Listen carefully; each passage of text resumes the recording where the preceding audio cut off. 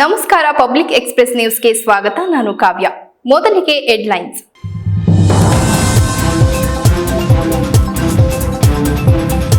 ಇಂದು ಕನ್ನಡಿಗರೆಲ್ಲ ಒಟ್ಟಾಗಿದ್ದು ಸಡಗರ ಸಂಭ್ರಮದಿಂದ ಕನ್ನಡ ರಾಜ್ಯೋತ್ಸವ ಆಚರಿಸುತ್ತಿದ್ದೇವೆ. ಕನ್ನಡದ ಜಾಗೃತಿ ಒಂದು ದಿನಕ್ಕೆ ಸೀಮಿತವಾಗಬಾರದು. ಪ್ರತಿದಿನ ಕನ್ನಡದ ಕೆಲಸ, ಕನ್ನಡದ ಹಬ್ಬವಾಗಬೇಕು. ಕನ್ನಡ ರಾಜ್ಯೋತ್ಸವ ನಿತ್ಯೋತ್ಸವವಾಗಲಿ. ಸಚಿವ ಕೃಷ್ಣ ಬೈರೇಗೌಡ ಹೇಳಿಕೆ.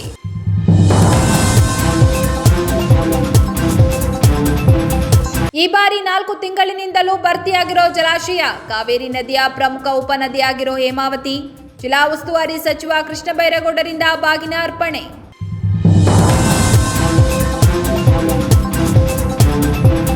ಪ್ರತಿ 6 ತಿಂಗಳಿಗೊಮ್ಮೆ ಪ್ರತಿಯೊಬ್ಬ ವ್ಯಕ್ತಿ ಕಣ್ಣಿನ ಪರೀಕ್ಷೆ ಮಾಡಿಸಬೇಕು. 40 ವರ್ಷದ ನಂತರ ವಯಸ್ಕರಿಗೆ ಕಣ್ಣಿನ ತೊಂದರೆ ಬರುವುದು ಸರ್ವೇ ಸಾಮಾನ್ಯ. ವಾಸನ್ ಐ ಕೇರ್ನ ವೈದ್ಯರಾದ ಪ್ರಿಯಾ ಸಿಂಹಾಸನ್ ಹೇಳಿಕೆ.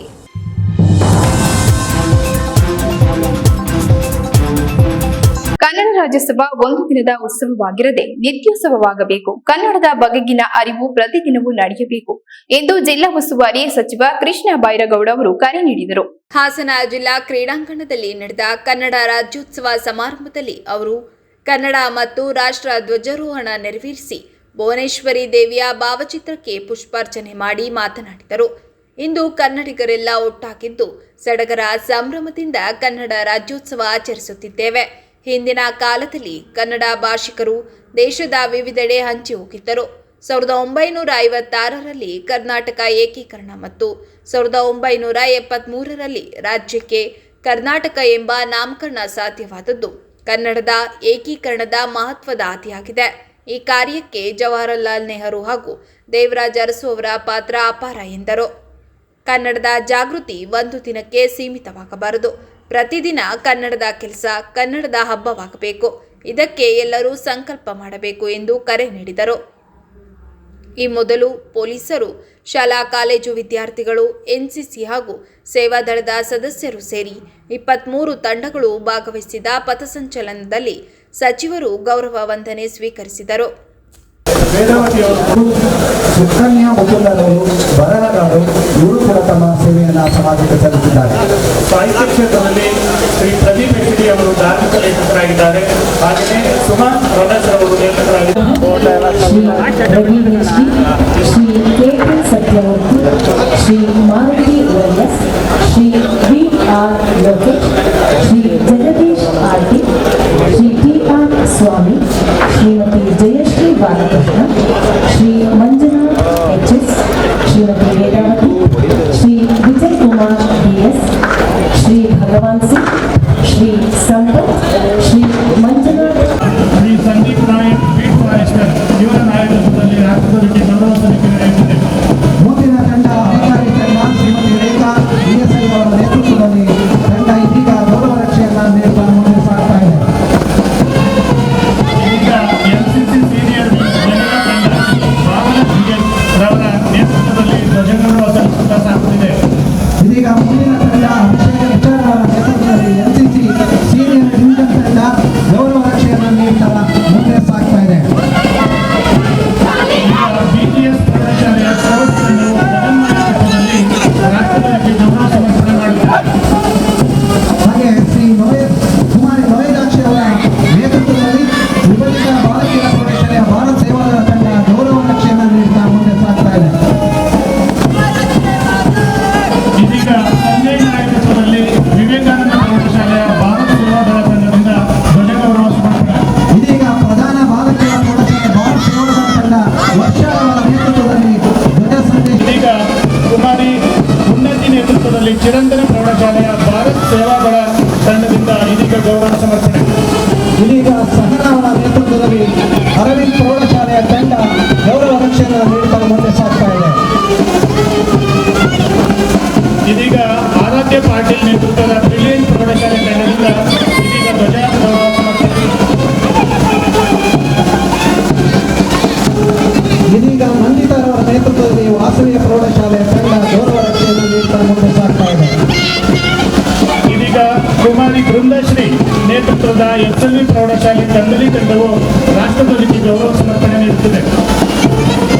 ಇದೀಗ ಧನಲಕ್ಷ್ಮಿಯವರ ನೇತೃತ್ವದಲ್ಲಿ ಸಂತ ಪಿಲೋಮಿನ ಆಂಗ್ಲ ಮಾಧ್ಯಮ ಹಿರಿಯ ಪ್ರಾಥಮಿಕ ಶಾಲೆ ವಿದ್ಯಾರ್ಥಿಗಳು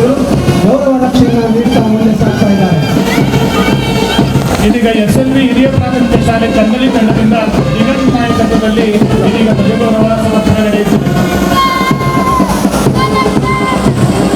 ಇದೀಗ ಮೊಹಮ್ಮದ್ ರಶೀದ್ ಅವರ ನೇತೃತ್ವದಲ್ಲಿ ಜಿಎಂ ಮೆಮೋರಿಯಲ್ ಹಿರಿಯ ಪ್ರಾಥಮಿಕ ಶಾಲೆಯ ತಂಡ ಗೌರವ ರಕ್ಷೆಯನ್ನು ನೀಡುತ್ತಾ ಮುಂದೆ ಸಾಗ್ತಾ ಇದೆ.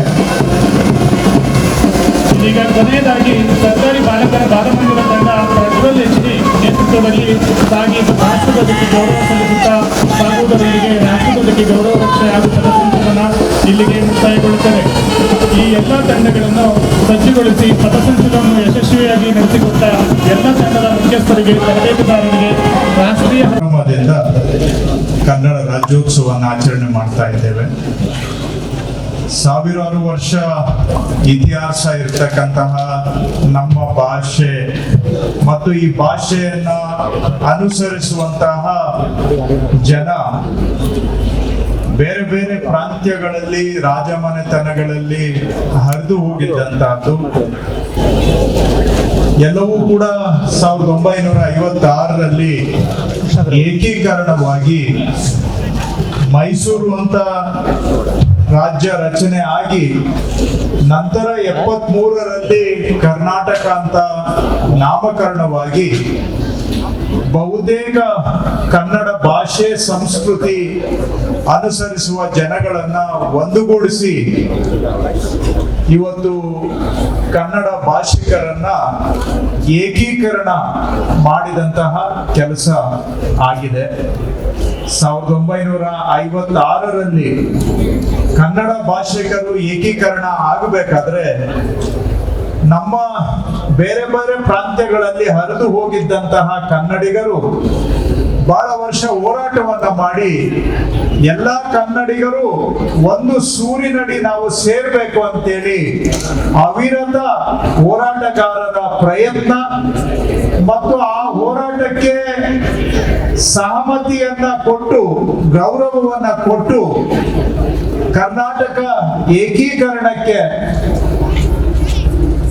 ರಾಷ್ಟ್ರ ಮಟ್ಟದಲ್ಲಿ ಕಾರಣೀಕರ್ತರಾದಂತವರು ಶ್ರೀಯುತ ಜವಾಹರ್ಲಾಲ್ ನೆಹರೂರವರು. ಜಿಲ್ಲಾ ಉಸ್ತುವಾರಿ ಸಚಿವ ಕೃಷ್ಣ ಬೈರೇಗೌಡರವರು ಮೈದುಂಬಿ ಹರಿಯುತ್ತಿರುವ ಹೇಮಾವತಿ ಜಲಾಶಯಕ್ಕೆ ಬಾಗಿನ ಅರ್ಪಿಸಿದರು. ಈ ಬಾರಿ 4 ತಿಂಗಳಿನಿಂದಲೂ ಜಲಾಶಯ ಭರ್ತಿಯಾಗಿರೋ ಹಿನ್ನೆಲೆ ಕಳೆದ ತಿಂಗಳು ಹಾಸನಾಂಬ ಜಾತ್ರಾ ಸಮಯದಲ್ಲಿ ಮುಖ್ಯಮಂತ್ರಿ ಸಿದ್ದರಾಮಯ್ಯನವರು ಬಾಗಿನ ಸಮರ್ಪಿಸಬೇಕಿತ್ತು. ಆದರೆ ಕೆಲ ಕಾರಣಗಳಿಂದ ಸಾಧ್ಯವಾಗದ ಹಿನ್ನೆಲೆ ಇಂದು ಹಾಸನ ಜಿಲ್ಲಾ ಉಸ್ತುವಾರಿ ಸಚಿವರಾದ ಕೃಷ್ಣ ಬೈರೇಗೌಡರು ಗಣ್ಯರೊಂದಿಗೆ ಗೊರೂರಿನ ಹೇಮಾವತಿ ಜಲಾಶಯದಲ್ಲಿ ಪೂಜಾ ವಿಧಿವಿಧಾನಗಳೊಂದಿಗೆ ಬಾಗಿನ ಸಮರ್ಪಿಸಿದರು.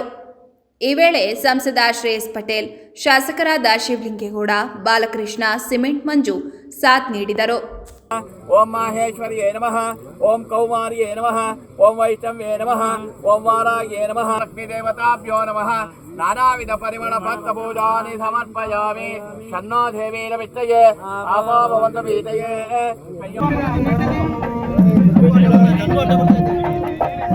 ಲೋಗ ಸುವರ್ಣ ನಿಸ್ಸು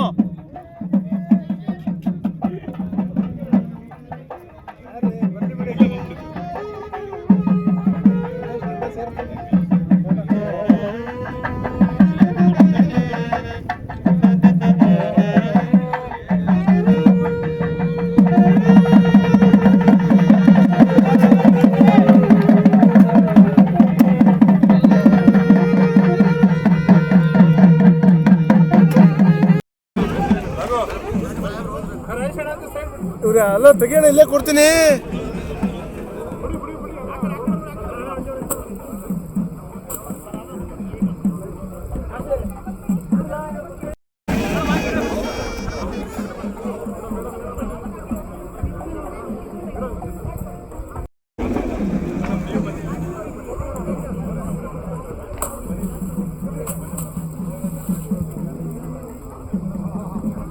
ನವ ಕರ್ನಾಟಕ ಯುವಶಕ್ತಿ ಹಾಗೂ ವಾಸನ್ ಐ ಕೇರ್ ವತಿಯಿಂದ 70ನೇ ಕನ್ನಡ ರಾಜ್ಯೋತ್ಸವದ ಪ್ರಯುಕ್ತ ಉಚಿತ ಕಣ್ಣಿನ ತಪಾಸಣೆ ಶಿಬಿರ ಜರುಗಿತು. ನವಕರ್ನಾಟಕ ಯುವಶಕ್ತಿ ಹಾಗೂ ವಾಸನ್ ಐ ಕೇರ್ ವತಿಯಿಂದ 70ನೇ ಕನ್ನಡ ರಾಜ್ಯೋತ್ಸವದ ಪ್ರಯುಕ್ತ ಉಚಿತ ಕಣ್ಣಿನ ತಪಾಸಣೆ ಶಿಬಿರ ಜರುಗಿತು. ಕಾರ್ಯಕ್ರಮವನ್ನು ಉದ್ಘಾಟಿಸಿ ಮಾತನಾಡಿದ ನವಕರ್ನಾಟಕ ಯುವಶಕ್ತಿ ಉಪಾಧ್ಯಕ್ಷರಾದ ಶಂಕರೇಗೌಡ 70ನೇ ಕನ್ನಡ ರಾಜ್ಯೋತ್ಸವದ ಪ್ರಯುಕ್ತ ಉಚಿತ ನೇತ್ರ ತಪಾಸಣೆ ಆಯೋಜನೆ ಮಾಡಿರುವುದು ಬಹಳ ಸಂತೋಷದ ವಿಷಯ. ಈ ಕಾರ್ಯಕ್ರಮವನ್ನು ಹಳ್ಳಿ ಪ್ರದೇಶಗಳಲ್ಲಿ ಮಾಡಿದ್ದಲ್ಲಿ ಇನ್ನೂ ಉತ್ತಮವಾಗಿರುತ್ತದೆ ಎಂದ ಅವರು, ಪ್ರತಿ ವರ್ಷ ನವೆಂಬರ್ 1ರಂದು ಮಾತ್ರ ಕನ್ನಡ ರಾಜ್ಯೋತ್ಸವ ಆಚರಣೆ ಮಾಡದೆ ಪ್ರತಿದಿನ ಕನ್ನಡ ರಾಜ್ಯೋತ್ಸವ ಆಚರಣೆಯಾಗಬೇಕೆ ಎಂದರೆ ಕನ್ನಡವನ್ನು ಹೆಚ್ಚು ಹೆಚ್ಚು ಬಳಸಬೇಕು ಎಂದರು. ನಮ್ಮ ವಾಸನೇಕೆ ಸಿಬ್ಬಂದಿ ವರ್ಗದವರು ಈ ಒಂದು ಕಾರ್ಯಕ್ರಮವನ್ನು ಏರ್ಪಡಿಸಿದ ಅಂತೇಳಿ ನನ್ನ ಸ್ನೇಹಿತ ಪ್ರಸಾದ್ ಅವರು ಮತ್ತೆ ನಂದೀಶ್ ಅವರು ವಿಷಯವನ್ನು ತಿಳಿಸಿದರು. ಇದು ತುಂಬಾ ಒಂದು ಉತ್ತಮವಾದ ಬೆಳವಣಿಗೆ. ಒಂದು ಕನ್ನಡ ಸೇವೆಯ ಮಾಡುವ ಮುಖಾಂತರ ಒಂದು ಉಚಿತ ತಪಾಸಣೆಯನ್ನ ಏರ್ಪಡಿಸಿದ್ದು, ಈ ಕಾರ್ಯಕ್ರಮಕ್ಕೆ ನಮ್ಮನ್ನ ಕರೆದು ಉದ್ಘಾಟನೆಯನ್ನು ಮಾಡತಕ್ಕಂತ ನಿಮ್ಮೆಲ್ಲ ಸಿಬ್ಬಂದಿ ವರ್ಗದವರಿಗೆ ಮೊದಲು ಧನ್ಯವಾದವನ್ನು ಹೇಳ್ತೀನಿ. ಇಲ್ಲಿ ಹೆಚ್ಚು ನಮಗೆ ಆತ್ಮೀಯವಾಗಿ ಒಳ್ಳೆಯ ಸಲಹೆಯನ್ನು ಕೊಡ್ತಕ್ಕಂಥವ್ರು ನಮ್ಮ ನಿಜಮಾಟ ಹೊಡೆಯಾದಂತಹ ಶ್ರೀಮಂತರು ಮೇಘನ ಮೇಡಮ್ ಅವರು. ಯಾಕಂದ್ರೆ ಏನೇ ಒಂದು ಸಮಸ್ಯೆ ಆದಾಗ, ಕನ್ನಡಕ್ಕೆ ಸಮಸ್ಯೆ ಆದಾಗ, ಧಕ್ಕೆ ಆದಾಗ, ಈ ಆಸ್ಪತ್ರೆಗೆ ಸಿಬ್ಬಂದಿ ವರ್ಗದ ಏನೋ ಧಕ್ಕೆ ಆದಾಗ ಅವ್ರು ನಮ್ಗೆ ವಿಷಯನ ತಿಳಿಸ್ತಾ ಇರ್ತಾರೆ. ಅವಾಗ ನಮ್ಮಲ್ಲಿ ಏನ್ ಬಂದ ಅದನ್ನ ಸಹಾಯವನ್ನು ನಾವು ಸಹ ಅದನ್ನು ತಿಳಿಸ್ತಾ ಇರ್ತೀವಿ. ಹಾಗೆ ಸಿಬ್ಬಂದಿ ವರ್ಗದವರು ಈ ಒಂದು ಕಾರ್ಯಕ್ರಮವನ್ನ ಇಲ್ಲಿ ಮಾಡ್ತಕ್ಕಂಥ ಕೆಲಸವನ್ನ ಅದೇ ಹೊರಗಡೆ ಎಲ್ಲ ಒಂದು ಹಳ್ಳಿಗಳು ಗ್ರಾಮಗಳಲ್ಲಿ ಮಾಡಿದ್ರೆ ಉತ್ತಮ ಅಂತ. ಯಾಕಂದ್ರೆ ಈಗ ಹೆಚ್ಚು ವಯಸ್ಸಾದ ವಿಚಾರದಲ್ಲಿ ಅಲ್ಲಿ ಸ್ವಲ್ಪ ಕೆಲವರಿಗೆ ಕಣ್ಣನ್ನ ತೋರಿಸುವಂತ ಶಕ್ತಿನೂ ಸಹ ಇರಲ್ಲ ಕೆಲವರಿಗೆ. ನೀವೇನೀಗ ಕಣ್ಣು ತಪಾಸಣೆ ಮಾಡಿದ್ರ ಪ್ರತಿ ತಿಂಗಳು ಒಂದೊಂದು ಗ್ರಾಮದಲ್ಲಿ ಮಾಡ್ತೀರಿ ಅಂತ ಹೇಳಿದ್ರೆ ಗ್ರಾಮದ ಅಲ್ಲಿರ್ತಕ್ಕಂಥ ಹೆಸರುಗಳನ್ನ ನೋಂದಾಯಿಸಲಿಕ್ಕೆ ನಿಮ್ಗೆ ಕೊಡುವಂತ ವ್ಯವಸ್ಥೆ ಮಾಡ್ಕೊಡ್ತೀವಿ. ಯಾಕಂದ್ರೆ ಗ್ರಾಮದಲ್ಲಿ ಹೆಚ್ಚು ಈಗ ಎಷ್ಟೋ ಜನ ರೈತರು ಇದಾರೆ. ಈಗ ಅವ್ರಿಗೆ ಅದು 70 ವರ್ಷ 80 ವರ್ಷ ಬರ್ತಿದ್ದಾರೆ ಎಷ್ಟೋ ಜನ. ಅಲ್ಲಿ ಎಷ್ಟೋ ಜನ ಕಣ್ಣೇ ಕಾಣಲ್ಲ ಕೆಲವರಿಗೆ. ಆ ಗ್ಲಾಸ್ ತೋರಿಸೋದು ಶಕ್ತಿ ಇರಲ್ಲ. ಆ ನಿಮ್ಮ ಆಶ್ರಯದವರು ಅಲ್ಲಿ ಒಂದು ಆ ಸಿಬ್ಬಂದಿಗಳು ಅಲ್ಲಿ ಹೋಗಿ ಆ ತಪಾಸಣೆ ಕಾರ್ಯಕ್ರಮ ಮಾಡಿದ್ರೆ ಅವ್ರಿಗೆ ಅನುಕೂಲ ಆಗುತ್ತೆ ಅಂತ ಹೇಳ್ತೀವಿ. ಹಾಗೆ ಪ್ರತಿ ವರ್ಷ ಕನ್ನಡ ರಾಜ್ಯೋತ್ಸವ ಬರುತ್ತೆ ಹೋಗುತ್ತೆ. ಪ್ರತಿ ದಿನ ಕನ್ನಡ ರಾಜ್ಯೋತ್ಸವವನ್ನು ಆಚರಿಸಬೇಕು, ಕನ್ನಡವನ್ನ ಬೆಳೆಸಬೇಕು ಅಂತ ಈ ಮುಖಾಂತರ ನಿಮ್ಮಲ್ಲಿ ಕೇಳ್ಕೊಂತೀನಿ. ಯಾಕಂದ್ರೆ ಎಲ್ಲೋ ಒಂದ್ ಕಡೆ ಕನ್ನಡ ರಾಜ್ಯೋತ್ಸವ ಬಂದಾಗ ಮಾತ್ರ ಕನ್ನಡವನ್ನ ಬಹುಕ ಇಟ್ಕೊಂಡು ಕನ್ನಡ ರಾಜ್ಯೋತ್ಸವವನ್ನು ಆಚರಿಸಲು ಕನ್ನಡ ಆಡೋದಲ್ಲ. ಪ್ರತಿನಿತ್ಯ ನಮ್ಮ ಮನೆಗಳಲ್ಲಿ ಎಲ್ಲರೂ ಸಹ ಕನ್ನಡವನ್ನ ಹೆಚ್ಚು ಮಾತಾಡಿದ್ರೆ ಕನ್ನಡ ಉಳಿಯುತ್ತೆ. ಈಗ ಎಲ್ಲೋ ಒಂದು ಉದ್ಯೋಗ ಮಾಡ್ಬೇಕು, ಆ ಉದ್ಯೋಗಕ್ಕೋಸ್ಕರ ನೀವು ಇಂಗ್ಲಿಷ್ ಭಾಷೆಯನ್ನು ಕಲಿತೀರಿ, ಹಿಂದಿ ಭಾಷೆಯನ್ನು ಕಲಿತೀರಿ, ಅದು ಸಹಜ. ಆದ್ರೆ ಅದ್ರ ಜೊತೆಗೆ ಅತಿ ಹೆಚ್ಚು ಕನ್ನಡವನ್ನ ಮಾತಾಡಿದ್ರೆ ಕನ್ನಡ ಉಳಿಸುವಂತ ಕೆಲಸ ನಿಮ್ಮಿಂದ ಆಗುತ್ತೆ, ನಮ್ಮಿಂದ ಆಗುತ್ತೆ, ಎಲ್ಲರಿಂದ ಆಗುತ್ತೆ ಅಂತ ಹೇಳ್ತೀನಿ. ಹಾಗೆ ಕಲಿಸಿ ನನ್ನ ಮಕ್ಕಳ ಅವಕಾಶ ಮಾಡುವಂತ ಎಲ್ಲ ಸಿಬ್ಬಂದಿ ವರ್ಗದವರಿಗೆ, ನಮ್ಮ ಡಾಕ್ಟರ್ಸ್ಗಳಿಗೆ ಅಭಿನಂದನೆ ಹೇಳ್ತಾ ನನ್ನ ಮಾತನ್ನು ಮುಗಿಸ್ತೀನಿ. ವೈದ್ಯರಾದ ಪ್ರಿಯಾ ಸಿಂಹಾಸನ್ ಮಾತನಾಡಿ, ಪ್ರತಿ 6 ತಿಂಗಳಿಗೊಮ್ಮೆ ಪ್ರತಿಯೊಬ್ಬ ವ್ಯಕ್ತಿಯು ಕಣ್ಣಿನ ಪರೀಕ್ಷೆ ಮಾಡಿಸಬೇಕು. 40 ವರ್ಷದ ನಂತರ ವಯಸ್ಕರಿಗೆ ಕಣ್ಣಿನ ತೊಂದರೆ ಬರುವುದು ಸರ್ವೇ ಸಾಮಾನ್ಯ. ಮುನ್ನೆಚ್ಚರಿಕೆಯಾಗಿ ಕಣ್ಣಿನ ಪರೀಕ್ಷೆ ಮಾಡಿಸಿದರೆ ತುಂಬ ಒಳ್ಳೆಯದು ಎಂದ ಅವರು, ಮೊದಲು ನಾವು ಕನ್ನಡವನ್ನು ಹೆಚ್ಚು ಹೆಚ್ಚು ಮಾತನಾಡಿ ಮುಂದಿನ ಪೀಳಿಗೆಗೆ ಮಾತೃಭಾಷೆಯನ್ನು ಉಳಿಸುವ ಕಾರ್ಯವಾಗಬೇಕು ಎಂದರು. ಎಲ್ಲರಿಗೂ ಕನ್ನಡ ರಾಜ್ಯೋತ್ಸವದ ಹಾರ್ದಿಕ ಶುಭಾಶಯಗಳು. ನಿಮಗೆ ಒಂದು ಸಂಕ್ಷಿಪ್ತವಾಗಿ ಸ್ವಲ್ಪ ಕಣ್ಣಿನ ಬಗ್ಗೆ ನಾನು ವಿವರಗಳನ್ನ ಕೊಡ್ತೀನಿ. ಪ್ರತಿಯೊಬ್ಬರು 6 ತಿಂಗಳಿಂದ 1 ವರ್ಷಕ್ಕೊಮ್ಮೆ ಕಣ್ಣಿನ ಪರೀಕ್ಷೆ ಮಾಡಿಸಲೇಬೇಕು. 40 ವಯಸ್ಸು ಮೇಲ್ಪಟ್ಟವರಿಗೆ ಹತ್ರದೃಷ್ಟಿ ಕಮ್ಮಿ ಆಗೋ ಚಾನ್ಸಸ್ ತುಂಬಾ ಜಾಸ್ತಿ. ಅದಕ್ಕೆ ಪ್ರತಿಯೊಬ್ಬರು 40 ವಯಸ್ಸಿನ ಮೇಲ್ಪಟ್ಟವರು 6 ತಿಂಗಳಿಗೆ ಒಂದ್ಸತಿ ಕಣ್ಣಿನ ಪರೀಕ್ಷೆ ಮಾಡಿಸಿ. ಇನ್ನು ಮಧುಮೇಹ ಮತ್ತೆ ರಕ್ತದೊತ್ತಡ ಇರುವವರೆಲ್ಲರೂ ಕಣ್ಣಿನ ಪರೀಕ್ಷೆಗಳನ್ನ ಸಮಯಕ್ಕೆ ತಕ್ಕಂಗೆ ಹೇಗೆ ನಿಮ್ಮ ಡಾಕ್ಟರ್ ಹತ್ರ ವೈದ್ಯರ ಹತ್ರ ಚೆಕಪ್ ಮಾಡಿಸ್ತೀರಾ ಹಾಗೆ ಕಣ್ಣಿನ ಪರೀಕ್ಷೆಗಳನ್ನ ಮಾಡಿಸಲೇಬೇಕು 6 ತಿಂಗಳಿಗೆ ಒಂದ್ಸತಿ. ಆಗ ಕಣ್ಣಿನ ನರದಲ್ಲಿ ಏನಾದ್ರು ತೊಂದರೆ ಇದ್ದಾಗ ಅದಕ್ಕೆ ಸರಿಯಾದ ಚಿಕಿತ್ಸೆ ಆದ್ರೆ ಆವಾಗಲೇ ದೃಷ್ಟಿ ಉಳಿಸುವಂತ ಕೆಲಸ ಆಗುತ್ತೆ. ವಯಸ್ಸಾಗ್ತಾ ಆಗ್ತಾ ನಮ್ಗೆ ಬರೋ ಒಂದು ತುಂಬಾ ಸಾಮಾನ್ಯ ತೊಂದರೆ ಅಂದ್ರೆ ಕಣ್ಣಿನ ಪೊರೆ. ಕಣ್ಣಿನ ಪೊರೆಗೆ ನಮ್ಮಲ್ಲಿ ಅತ್ಯಾಧುನಿಕ ಶಸ್ತ್ರಚಿಕಿತ್ಸೆ ಟ್ರೀಟ್ಮೆಂಟ್ ಅಂತ ಹೇಳ್ತೀವಿ, ಚಿಕಿತ್ಸೆ ಲಭ್ಯ ಇದೆ. ಅದಕ್ಕೆ ಡ್ರಾಪ್ಸ್ ಎಲ್ಲ ಹಾಕಿ ನಾವು ಮಾಡಲ್ಲ, ಒಂದು ಇಂಜೆಕ್ಷನ್ ಕೊಟ್ಟು ಮಾಡಲ್ಲ, ಡ್ರಾಪ್ಸ್ ಹಾಕಿ ಕಣ್ಣಿಗೆ ನೋವು ರಹಿತ ಚಿಕಿತ್ಸೆ ಆಗುತ್ತೆ. ಪೊರೆ ಆಪರೇಷನ್ ಅಂತ ಏನ್ ಹೇಳ್ತೀವಿ, ಫೇಕೋ ಎಮಲ್ಸಿಫಿಕೇಶನ್ ಆಪರೇಷನ್ ಅಂತ. ಸೊ ಯಾರಾದ್ರೂ ಅವಶ್ಯಕತೆ ಇದ್ರೆ ಅದರ ಫಲಗಳನ್ನ ನೀವು ತಗೊಳ್ಬಹುದು. ಮತ್ತೆ ಮಕ್ಕಳಲ್ಲಿ ಕೂಡ ಕಣ್ಣಿನ ದೃಷ್ಟಿದೋಷ ಏನಂತ ಹೇಳ್ತೀವಿ, ಮಯೋಪಿಯಾ, ಹೈಪರ್ಮೆಟ್ರೋಪಿಯಾ ಮತ್ತೆ ಅಸ್ಟಿಗ್ಮ್ಯಾಟಿಸಮ್, ಈ ತರ 3 ದೃಷ್ಟಿ ದೋಷದ ತೊಂದರೆಗಳು ಮಕ್ಕಳಲ್ಲಿ ಕಾಣಿಸಿಕೊಳ್ಳುತ್ತೆ. ಸಮಯಕ್ಕೆ ತಕ್ಕದಾಗಿ ಮಕ್ಕಳಿಗೆ ವರ್ಷಕ್ಕೊಂದ್ಸತಿ ಆದ್ರೂ ಪರೀಕ್ಷೆ ಮಾಡಿಸ್ಬೇಕು. ಇನ್ನೊಂದು ತುಂಬಾ ಕಣ್ಣಿನ ಕಡೆಯಿಂದ ಡೇಂಜರಸ್ ಅಂತ ಒಂದು ತೊಂದರೆ ಅಂತಂದ್ರೆ ಗ್ಲೋಕೋಮಾ ಅಂತ. ಯಾಕಂದ್ರೆ ಆ ತೊಂದರೆ ಕಣ್ಣಲ್ಲಿ ರಕ್ತದೊತ್ತಡ ಜಾಸ್ತಿ ಆಗಿ ಫೈನಲ್ ಸ್ಟೇಜ್ ಹೋಗೋ ತನಕ ನಿಮ್ಗೆ ದೃಷ್ಟಿ ಕಮ್ಮಿ ಆಗೋದೇ ಗೊತ್ತಾಗೋದಿಲ್ಲ. ಹಾಗಾಗಿ 6 ತಿಂಗಳಿಗೊಂದ್ಸತಿ ಪರೀಕ್ಷೆ ಮಾಡಿದ್ರೆ ಮಾತ್ರ ನಮ್ಗೆ ಕಣ್ಣಲ್ಲಿ ಏನಾದ್ರು ಸಮಸ್ಯೆಗಳಿದ್ರೆ ಅದು ನಮ್ಮ ಟ್ರೀಟ್ಮೆಂಟ್ ಕೊಟ್ರೆ ಅದು ಕಂಟ್ರೋಲ್ ಬರುತ್ತೆ. ಬೇರೆ ಒಂದಿಷ್ಟು ಸಮಸ್ಯೆಗಳ ಬಗ್ಗೆ ನಮ್ಮ ಡಾಕ್ಟರ್ ಸ್ನೇಹ ಅವರು ಹೇಳ್ತಾರೆ. ಕನ್ನಡ ರಾಜ್ಯೋತ್ಸವ ನಾವು ಮೊದಲನೇದಾಗಿ ನಾವು ಕನ್ನಡ ಮಾತಾಡೋದನ್ನ ಮನೆಯಿಂದನೇ ಮಕ್ಕಳಿಗೆ ಹೇಳ್ಕೊಡ್ಬೇಕು. ನಾವು ಮಾತಾಡಿದ್ರೆ ಮಾತ್ರ ನಮ್ಮ ಮಕ್ಕಳು ಕನ್ನಡದಲ್ಲಿ ಮಾತಾಡ್ತಾರೆ. ಸ್ಕೂಲಲ್ಲಿ ಎಲ್ಲರೂ ಇಂಗ್ಲಿಷ್ ಮಾತಾಡ್ತಾರೆ.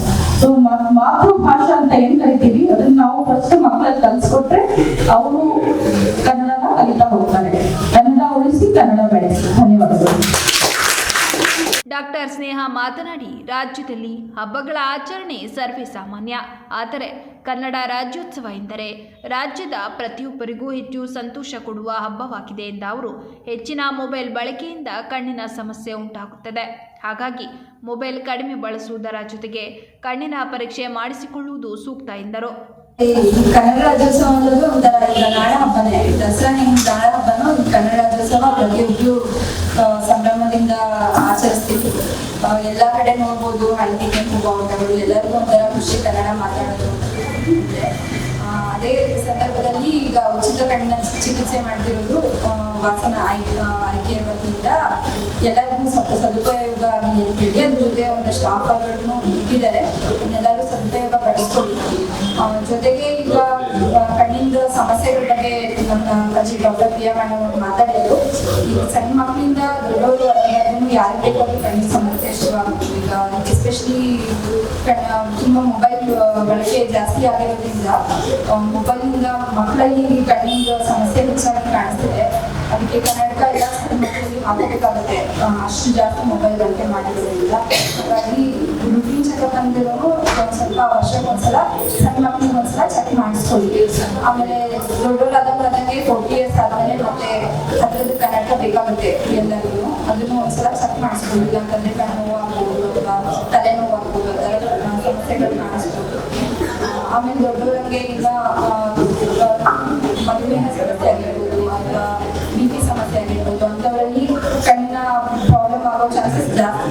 ಡಯಾಬಿಟಿಕ್ ರೆಟಿನೋಪತಿ ಅಂತ ಹೇಳ್ತೀವಿ, ಅಂದ್ರೆ ಕಣ್ಣಿನಲ್ಲಿ ಹೊಸ ರಕ್ತನಾಳ ಹುಟ್ಟೋದು ಅಥವಾ ಕಣ್ಣಲ್ಲಿ ರಕ್ತಸ್ರಾವ ಆಗೋದು, ಕಣ್ಣಲ್ಲಿ ಊಟ ಬರೋದು, ಅದರೆಲ್ಲ ಆಗೋ ಚಾನ್ಸಸ್ ಇರುತ್ತೆ. ಎಷ್ಟೊಂದು ಜನ ಮಧುಮೇಹಿಗಳು ಇರ್ತಾರೆ, ಬಟ್ ಕಣ್ಣಿನ ಚೆಕಪ್ ಯಾವತ್ತೂ ಮಾಡ್ಸಿರಲ್ಲ. ಅಂಥವರೆಲ್ಲ ಅಟ್ಲೀಸ್ಟ್ ಮಧುಮೇಹ ಇದೆ ಅಂತ ಗೊತ್ತಾದ್ಮೇಲೆ ಒಂದ್ಸಲ ಆದ್ರೂ ಚೆಕಪ್ ಮಾಡಿಸ್ಕೋಬೇಕು, ಕಣ್ಣಿಗೆ ಡ್ರಾಪ್ಸ್ ಹಾಕಿ.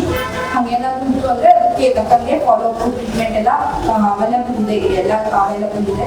ಅದು ಮಧುಮೇಹ ಇದ್ದವ್ರಿಗೆ ಕಣ್ಣಿನ ಊಟ ಬಂದ್ರೆ ಇಂಜೆಕ್ಷನ್ಸ್ ಅವಶ್ಯಕತೆ ಬರುತ್ತೆ. ಕಣ್ಣಿನ ಹೊಸ ರಕ್ತನಾಳ ರಕ್ತಸ್ರಾವ ಆಯ್ತು ಅಂದ್ರೆ ಲೇಸರ್ ಅವಶ್ಯಕತೆ ಬರುತ್ತೆ. ಇಲ್ಲ ಅದರಿಂದ ನರನೇ ಕಿತ್ತು ಬಂದ್ಬಿಟ್ಟಿದೆ ಅಂದ್ರೆ ಅದಕ್ಕೂ ರೆಟಿನಾ ಸರ್ಜರಿಗೂ ಅವೈಲಬಲ್ ಇದೆ. ಅದನ್ನ ಎಲ್ಲರೂ ಸದುಪಯೋಗ ಪಡಿಸ್ಕೊಳ್ಳಿ, ಎಲ್ಲ ಬಂದು ಚೆಕಪ್ ಮಾಡಿಸ್ಬೇಕು. ಮತ್ತೆ ಕಣ್ಣಿನ ಪೊರೆ ಬಗ್ಗೆ ಎಲ್ಲ ಹೇಳಿದ್ದಾರೆ. ಕಣ್ಣಿನ ಪೊರೆ ಇದ್ದವ್ರಿಗೆ ಕಣ್ಣಿನ ಟೆಕೋನಸಿಫಿಕೇಶನ್ ಅಂತ ಅಡ್ವಾನ್ಸ್ ಸರ್ಜರಿ ಎಲ್ಲ ಅವೈಲಬಲ್ ಇದೆ. ನೋವು ರಹಿತವಾಗಿ ಅಥವಾ ಸೂಜಿ ಏನು ಕೊಡದೆ ಮಾಡುದು, ಅವಾಗೆ ಆಪರೇಷನ್ ಮಾಡಿ ಅವತ್ತೇ ಹೋಗ್ಬೋದು. ಅದರ ಅಡ್ಮಿಷನ್ಗಳು ಏನು ಇರೋದಿಲ್ಲ. ಸೊ ಎಲ್ಲಾದ್ರೂ ಸದುಪಯೋಗ ಪಡಿಸ್ಕೊಂಡು ಕನ್ನಡ ರಾಜ್ಯೋತ್ಸವ ದಿನ ನನಗೆ ವೇದಿಕೆ ಕೊಟ್ಟು ಮಾತಾಡೋಕೆ ಅವಕಾಶ ಮಾಡಿಕೊಡ್ತಾ ಇರೋದು ಧನ್ಯವಾದಗಳು. ಮತ್ತೆ ಸರ್ ಎಲ್ಲ ಹೇಳಿದ್ವಿ, ಕನ್ನಡ ರಾಜ್ಯೋತ್ಸವ ಅಂದ್ರೆ ಒಂದಿನ ಅಷ್ಟೇ ಅಲ್ಲ, ಎಲ್ಲಾ ದಿನನೂ ಕನ್ನಡದಲ್ಲೇ ಮಾತಾಡಿ ಕನ್ನಡ ಉಳಿಸಿ ಕನ್ನಡ ಬೆಳೆಸಿ ಅಂತ. ಅದನ್ನೇ ಎಲ್ಲರೂ ಫಾಲೋ ಮಾಡೋಣ. Okay, thank you. ಇಂದು ಸರಿಸುಮಾರು 100ಕ್ಕೂ ಹೆಚ್ಚು ಸಾರ್ವಜನಿಕರಿಗೆ ಉಚಿತ ಕಣ್ಣಿನ ತಪಾಸಣೆ ನಡೆಸಲಾಯಿತು. ಶಿಬಿರದಲ್ಲಿ ವಾಸನ ಐ ಕೇರ್ನ ಸಿಬ್ಬಂದಿ ವರ್ಗ ಹಾಗೂ ನವಕರ್ನಾಟಕ ಯುವಶಕ್ತಿ ಪದಾಧಿಕಾರಿಗಳು ಹಾಜರಿದ್ದರು.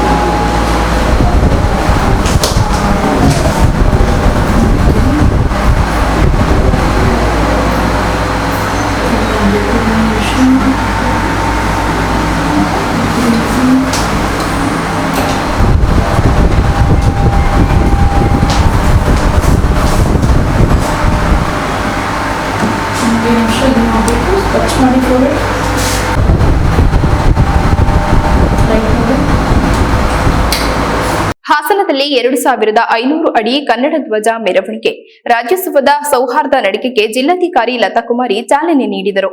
ಕನ್ನಡ ನಾಡಿನ ಆತ್ಮಗೌರವ ಮತ್ತು ಏಕತೆಯ ಸಂಕೇತವಾಗಿ ನಮ್ಮ ಹಾಸನ ಟಿವಿ 5ನೇ ವರ್ಷದ ಸಂಭ್ರಮದ ಅಂಗವಾಗಿ ಜಿಲ್ಲಾಡಳಿತದ ಸಹಯೋಗದಲ್ಲಿ ಪ್ರಥಮ ಬಾರಿಗೆ 2500 ಅಡಿ ಉದ್ದದ ಕನ್ನಡ ಧ್ವಜ ಮೆರವಣಿಗೆ ಆಯೋಜಿಸಿದ್ದು ಬೆಳಗ್ಗೆ 8 ಗಂಟೆಗೆ ಜಿಲ್ಲಾಧಿಕಾರಿ ಕಚೇರಿ ಆವರಣದಿಂದ ಮೆರವಣಿಗೆ ಪ್ರಾರಂಭವಾಗಿ ಜಿಲ್ಲಾ ಕ್ರೀಡಾಂಗಣದವರೆಗೆ ನಡೆದಿದ್ದು ವಿವಿಧ ಶಾಲಾ ಮತ್ತು ಕಾಲೇಜುಗಳಿಂದ ಸುಮಾರು 2500 ವಿದ್ಯಾರ್ಥಿಗಳು ಭಾಗವಹಿಸಿದ್ದು ಕನ್ನಡ ನಾಡಿನ ಗೌರವ, ನುಡಿ ಹಾಗೂ ಸಂಸ್ಕೃತಿಯ ಪ್ರತಿಬಿಂಬವಾಗಿ ಈ ಮೆರವಣಿಗೆ ನಡೆಸಿದರು.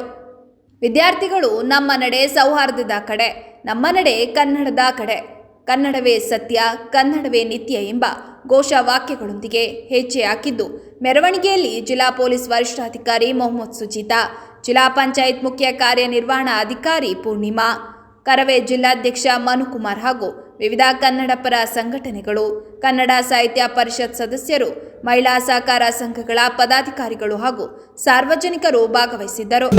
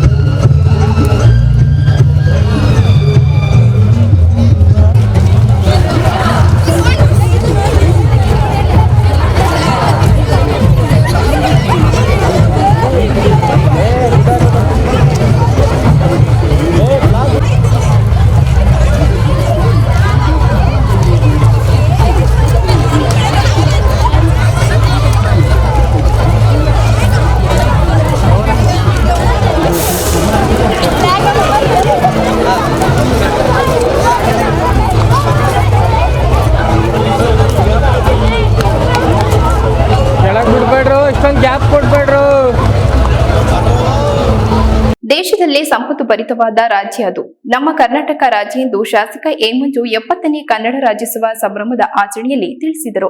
ಪಟ್ಟಣದ ಕಾಲೇಜು ಆವರಣದಲ್ಲಿ ತಾಲೂಕು ಆಡಳಿತ ಮತ್ತು ರಾಷ್ಟ್ರೀಯ ಹಬ್ಬಗಳ ಆಚರಣೆ ಸಮಿತಿ ಆಯೋಜಿಸಿದ್ದ 70ನೇ ಕನ್ನಡ ರಾಜ್ಯೋತ್ಸವ ಕಾರ್ಯಕ್ರಮದ ಅಧ್ಯಕ್ಷತೆ ವಹಿಸಿ ಮಾತನಾಡಿದ ಅವರು, ನಮ್ಮ ರಾಜ್ಯ ಕರ್ನಾಟಕ ಎಂದು ನಾಮಕರಣಗೊಂಡಿದ್ದು ಮಾಜಿ ಮುಖ್ಯಮಂತ್ರಿ ದೇವರಾಜ ಅರಸು ಅವರ ಕಾಲದಲ್ಲಿ ಇದಕ್ಕೆ ಹಗಲು ಇರುಳು ಹೋರಾಟ ನಡೆಸಿದ್ದು ಕನ್ನಡ ಪರ ಹೋರಾಟಗಾರರು ವಾಟಾಳ್ ನಾಗರಾಜ್ ಅವರು.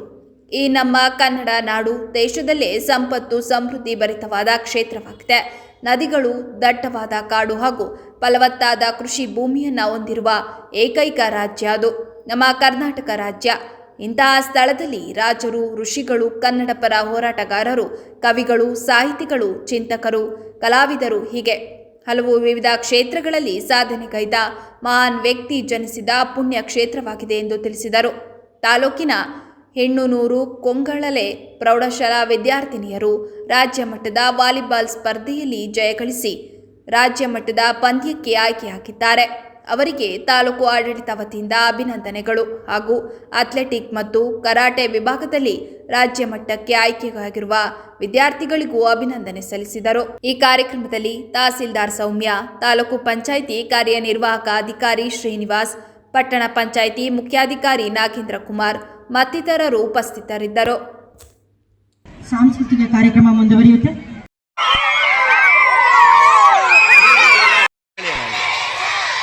ಇಲ್ಲ, ಸೌಂಡ್ ಸಾಲದು. ಸ್ಟಾರ್ಟ್. ನಿಮಗೂ ರಾಜ್ಯೋತ್ಸವದ ಶುಭಾಶಯಗಳು. ಎಲ್ಲ ವಿದ್ಯಾರ್ಥಿಗಳು ಕೂಡ ನೋಡಿ 1 2 3 ಸ್ಟಾರ್ಟ್ ಹೇಳ್ತೀನಿ. ದೂರದೃಷ್ಟಿಯ ಜನಪರ ಆಡಳಿತಗಾರರಾಗಿದ್ದ ಕೆಂಪೇಗೌಡರು ಕೇವಲ ಒಬ್ಬ ರಾಜರಾಗಿರಲಿಲ್ಲ, ಬದಲಿಗೆ ನಾಡಿನ ನಿಮ್ಮೆಲ್ಲರಿಗೂ ತಿಳಿದ ವಿಚಾರ. ಮೊದಲನೇದಾಗಿ ನಿಮಗೆ ನಾನು ತಡವಾಗಿ ಬಂದಿದ್ದಕ್ಕೆ ಆರೋಗ್ಯ ಏರುಪೇರು ಆಗಿದ್ದ ದೃಷ್ಟಿಯಿಂದ ಬಂದಿದ್ದಕ್ಕೆ ನನ್ನನ್ನು ಕ್ಷಮಿಸಬೇಕು ಅಂತ ಹೇಳಿ ವೇದಿಕೆ ಮೇಲೆ ಆಸೀನರಾಗಿದ್ದಂಥ ಪಟ್ಟಣ ಪಂಚಾಯಿತಿಯ ಅಧ್ಯಕ್ಷರೇ, ಉಪಾಧ್ಯಕ್ಷರೇ, ಗೌರವಾನ್ವಿತ ಸದಸ್ಯರುಗಳೇ, ಸನ್ಮಾನಿತರಾದವರು, ಈ ನಮ್ಮ ತಾಲೂಕಿನ ಮಕ್ಕಳು ವಾಲಿಬಾಲ್ಗೆ ಸೆಲೆಕ್ಟ್ ಆಗಿರ್ತಕ್ಕಂಥದ್ದು ನ್ಯಾಷನಲ್ ಲೆವೆಲ್ಗೆ, ಇದು ತಾಲೂಕಿಗೆ ಒಂದು ಕೀರ್ತಿಯನ್ನು ತಂದುಕೊಂಡಿದ್ದಾರೆ. ಅವರಿಗೆಲ್ಲರೂ ಕೂಡ ಶುಭವನ್ನು ನಾವು ಕೋರಬೇಕು. ಇದರ ಜೊತೆಗೆ ಇವತ್ತು ನಮಗೆ ವಿಚಾರ ತಿಳಿತು, ಅಥ್ಲೆಟಿಕ್ಸ್ ಅಲ್ಲೂ ಕೂಡ ನಮ್ಮಲ್ಲಿ ಇಲ್ಲಿ ರಾಜ್ಯ ಮಟ್ಟದಲ್ಲ ರಾಷ್ಟ್ರ ಮಟ್ಟಿಗೆ ಸೆಲೆಕ್ಟ್ ಆಗಿರ್ತಕ್ಕಂಥದ್ದಕ್ಕೆ ಮತ್ತೆ ನಾವು ಇದರಲ್ಲಿ ಅಲ್ಲ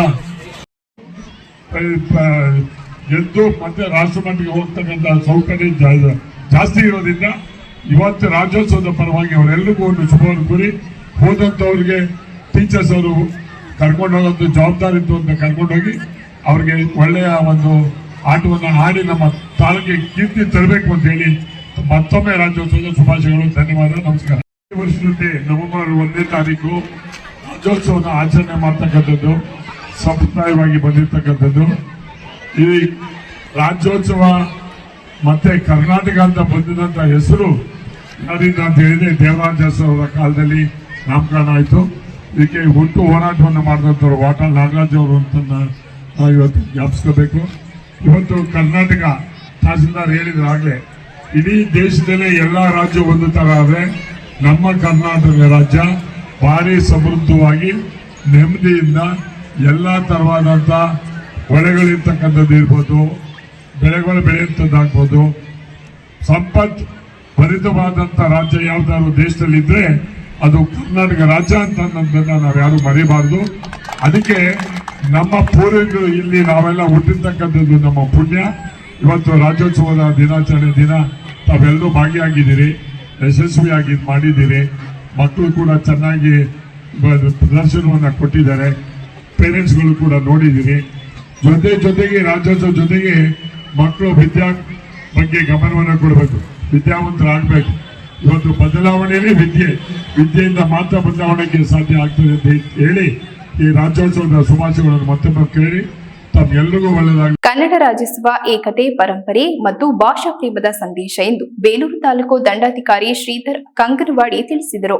ರಾಷ್ಟ್ರೀಯ ಹಬ್ಬಗಳ ಆಚರಣಾ ಸಮಿತಿ ವತಿಯಿಂದ ಏರ್ಪಡಿಸಲಾಗಿದ್ದ 70ನೇ ಕನ್ನಡ ರಾಜ್ಯೋತ್ಸವದಲ್ಲಿ ಧ್ವಜಾರೋಹಣ ನಡೆಸಿ ಮಾತನಾಡಿದ ಅವರು, ಕನ್ನಡ ರಾಜ್ಯೋತ್ಸವವು ಕೇವಲ ಉತ್ಸವವಲ್ಲ, ಅದು ಕನ್ನಡಿಗರ ಏಕತಾ ದಿನ ಎಂದರು. ಕನ್ನಡ ಭಾಷೆಗೆ 2000 ವರ್ಷಗಳ ಇತಿಹಾಸವಿದ್ದು 1956ರ ನವೆಂಬರ್ 1 ವಿಶಾಲ ಮೈಸೂರು ರಾಜ್ಯ ರಚನೆಯಾಗಿ 1973ರಲ್ಲಿ ಅದಕ್ಕೆ ಕರ್ನಾಟಕ ಎಂಬ ಹೆಸರು ದೊರೆತಾಗ ನಿಜವಾದ ಸಾಂಸ್ಕೃತಿಕ ಏಕತೆ ಸಾಧಿತವಾಗಿತ್ತು. ಕನ್ನಡ ಪ್ರೇಮ ನವೆಂಬರ್ ತಿಂಗಳಷ್ಟೇ ಸೀಮಿತವಾಗದೆ ನಿತ್ಯವೂ ಜೀವಂತವಾಗಿರಬೇಕು ಎಂದು ಅವರು ಮನವಿ ಮಾಡಿದರು. ವಿಶ್ವ ಪರಂಪರೆಗೆ ಸೇರಿದ ಹೆಮ್ಮೆಯ ಬೇಲೂರು ಚೆನ್ನಕೇಶವ ದೇವಾಲಯ, ಹಳೆಬೀಡಿನ ಹೊಯ್ಸಳೇಶ್ವರ ದೇವಾಲಯ ಶಿಲ್ಪಕಲೆಗಳ ತವರೂರಾದ ಹೊಯ್ಸಳ ನಾಡಿನಲ್ಲಿರುವುದು ನಿಜಕ್ಕೂ ಹೆಮ್ಮೆಯ ವಿಷಯವೇ ಸರಿ. ಸುಮಾರು 1500 ವರ್ಷಗಳ ಹಿಂದಿನಲ್ಲಿ 16 ಸಾಲುಗಳಲ್ಲಿ ಕೆತ್ತಲ್ಪಟ್ಟಿರುವ ಹರ್ಮಿಣಿ ಶಾಸನವು ನಮ್ಮ ತಾಲೂಕಿನಲ್ಲಿ ಇದೆ ಎಂದು ಹೇಳಲು ಅತ್ಯಂತ ಸಂತಸ ಪಡಿಸುತ್ತದೆ. ಇತ್ತೀಚೆಗೆ ಕನ್ನಡ ರಕ್ಷಣಾ ವೇದಿಕೆಗಳು ಪ್ರತಿ ವರ್ಷ ಅಲ್ಲಿಂದ ಕನ್ನಡ ಜ್ಯೋತಿಯನ್ನು ತಂದು ಕನ್ನಡ ರಾಜ್ಯೋತ್ಸವವನ್ನು ಆಚರಿಸುವುದು ನಮಗೆಲ್ಲರಿಗೂ ಸಂತೋಷದ ವಿಷಯವಾಗಿದೆ. ಪುರಸಭೆಯ ಅಧ್ಯಕ್ಷೆ ಉಷಾ ಸತೀಶ್ ಮಾತನಾಡಿ, ಕನ್ನಡ ಹೋರಾಟಗಾರರ ಫಲವಾಗಿ ಇಂದು 70ನೇ ರಾಜ್ಯೋತ್ಸವ ಆಚರಿಸುತ್ತಿದ್ದು, ಕೇವಲ ಇದು ಒಂದು ದಿನಕ್ಕೆ ಮೀಸಲಿರದೆ 7 ಕೋಟಿ ಕನ್ನಡಿಗರ ಮನಗಳಲ್ಲಿ ಹಬ್ಬದ ರೀತಿಯಲ್ಲಿ ಪ್ರತಿನಿತ್ಯ ಆಚರಿಸಬೇಕು.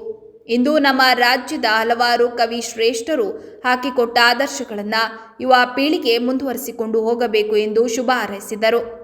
ನಮ್ಮ ಜೀವ ಎಂಬ ಮಾತು ಇಂದಿಗೂ ಸಹ ಪ್ರೇರಣೆ ನೀಡುತ್ತದೆ. ಬಸವಣ್ಣನವರ ಸಮಾನತೆಯ ತತ್ವ, ರಾಣಿ ಚೆನ್ನಮ್ಮನವರ ಧೈರ್ಯ, ಸರ್ ಎಂ ವಿಶ್ವೇಶ್ವರಯ್ಯರ ಶ್ರದ್ಧೆ, ಈ ಎಲ್ಲಾ ವಿಷಯಗಳಲ್ಲೂ ನಮ್ಮ ರಾಜ್ಯವು ಬೆನ್ನೆಲುಬಾಗಿದೆ. 2025ರಲ್ಲಿ ನಾವು ಹೊಸ ಕನಸುಗಳತ್ತ ಹೆಜ್ಜೆ ಹಾಕುತ್ತಿದ್ದೇವೆ. ಕೃಷಿ ಕ್ಷೇತ್ರದಲ್ಲಿ ಹೊಸ ತಂತ್ರಜ್ಞಾನಗಳು, ಯುವಕರ ಕೈಯಲ್ಲಿ ಹೊಸ ಆವಿಷ್ಕಾರಗಳು, ಮಹಿಳೆಯರ ಸಬಲೀಕರಣ ಮತ್ತು ಮಕ್ಕಳು ಶಿಕ್ಷಣ, ಇವುಗಳಲ್ಲಿ ನಮ್ಮ ಅಭಿವೃದ್ಧಿಯ ಮಾರ್ಗ. ಸಂಸ್ಕೃತಿಯನ್ನು ಉಳಿಸುವ ಜವಾಬ್ದಾರಿ ನಮ್ಮೆಲ್ಲರದಾಗಿದೆ. ಕನ್ನಡವನ್ನು ಮನೆಯಲ್ಲೂ, ಶಾಲೆಯಲ್ಲೂ, ಕಚೇರಿಯಲ್ಲೂ ಪ್ರೋತ್ಸಾಹಿಸಿ, ಇದೇ ನಿಜವಾದ ರಾಜ್ಯೋತ್ಸವದ ಸಂಭ್ರಮ. ನಮ್ಮ ರಾಜ್ಯದ ಭವಿಷ್ಯ ಯುವಕರ ಕೈಯಲ್ಲಿದೆ.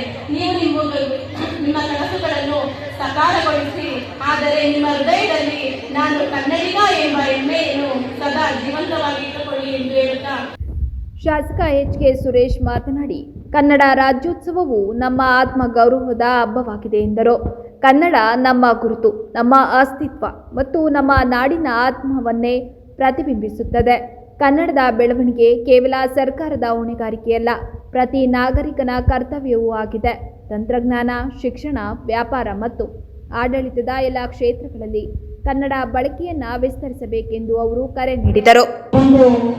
ಕನ್ನಡದ ಪ್ರಥಮ ಶಿಲಾನ್ಯಾಸವನ್ನು ನೋಡಬೇಕು ಅಂತಕ್ಕಂಥ ದೂರದೃಷ್ಟಿಯನ್ನು ಹೊಂದಿ ಬರ್ತಕ್ಕಂಥದ್ದು. ಅದಕ್ಕೆ ಕನ್ನಡ ಪರ ಸಂಘಟನೆಗಳು ಸಹ ಅದಕ್ಕೆ ಹೆಚ್ಚು ಒತ್ತನ್ನು ಕೊಟ್ಟು, ನಾನು ಪ್ರಥಮವಾಗಿ ಶಾಸಕರಾದ ನಂತರ ಅವರಿಗೆ ಒಂದು ಬೇಡಿಕೆ ಇತ್ತು, ಅಲ್ಲಿಗೆ ರಸ್ತೆ ಸಂಪರ್ಕ ಇಲ್ಲ, ಆ ರಸ್ತೆಯನ್ನು ಮಾಡಿಸತಕ್ಕಂಥ ಸುಮಾರು 9 ಕೋಟಿ ರೂಪಾಯಿ ಅನುದಾನವನ್ನು ಆ ರಸ್ತೆಗೆ ಹಾಕಿ ಇವತ್ತು ರಸ್ತೆ ಅಭಿವೃದ್ಧಿಯನ್ನ ಮಾಡಿ, ಅಲ್ಲೂ ಸಹ ಅನೇಕ ಮೂಲಭೂತ ಸೌಕರ್ಯಗಳಿದೆ. ಈಗಾಗಲೇ ಸರ್ಕಾರಕ್ಕೆ ಮನವಿಯನ್ನ ಮಾಡಿದ್ದೀನಿ, ಈ ಒಂದು ಕನ್ನಡದ ಪ್ರಥಮ ಶಿಲಾನ್ಯಾಸವನ್ನು ಅಭಿವೃದ್ಧಿಯನ್ನ ಮಾಡಬೇಕು, ಅಲ್ಲಿ ಬಂದಂತವರಿಗೆ ತಂತಕ್ಕಂಥದ್ದು ಮೂಲಭೂತ ಸೌಕರ್ಯಗಳನ್ನ ಮಾಡಬೇಕು ಅಂತಕ್ಕಂಥದ್ದನ್ನ ಈಗಾಗಲೇ ಮನವಿಯನ್ನ ಮಾಡಿದ್ದೀನಿ. ಬಹುಶಃ ಸರ್ಕಾರ ಮಾಡಬೇಕಂತ ವಿಶ್ವಾಸ ಇದೆ.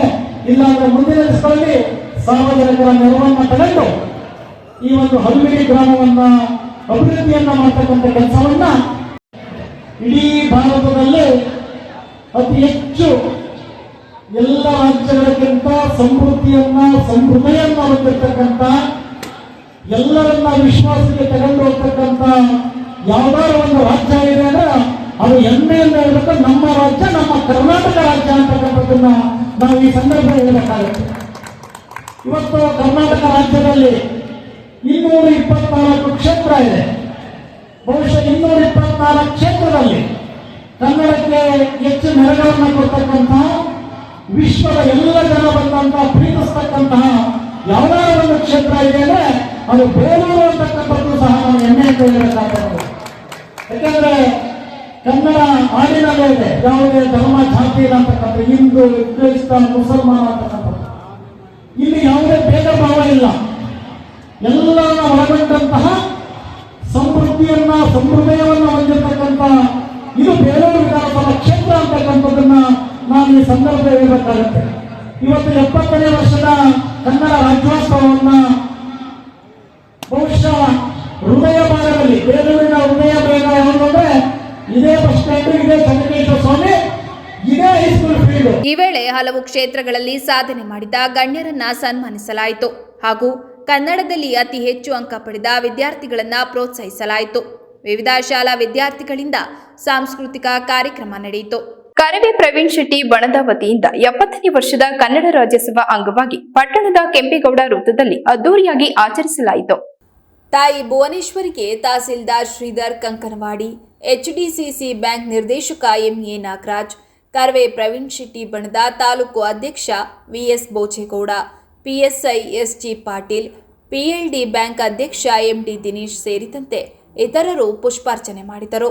ನಂತರ ಮಾತನಾಡಿದ ತಾಲೂಕು ದಂಡಾಧಿಕಾರಿ ಶ್ರೀಧರ್ ಕಂಕನವಾಡಿ, ಕನ್ನಡ ರಾಜ್ಯೋತ್ಸವ ಕೇವಲ ಒಂದು ದಿನದ ಉತ್ಸವವಲ್ಲ, ವಿವಿಧ ಪ್ರಾಂತ್ಯಗಳಾಗಿ ಹರಿದು ಹಂಚಿ ಹೋಗಿದ್ದ ಕನ್ನಡಿಗರ ಕರುಳು ಬಳ್ಳಿ ಮೂಲಕ ಒಗ್ಗೂಡಿಸಿದ ಐತಿಹಾಸಿಕ ದಿನವಿದು.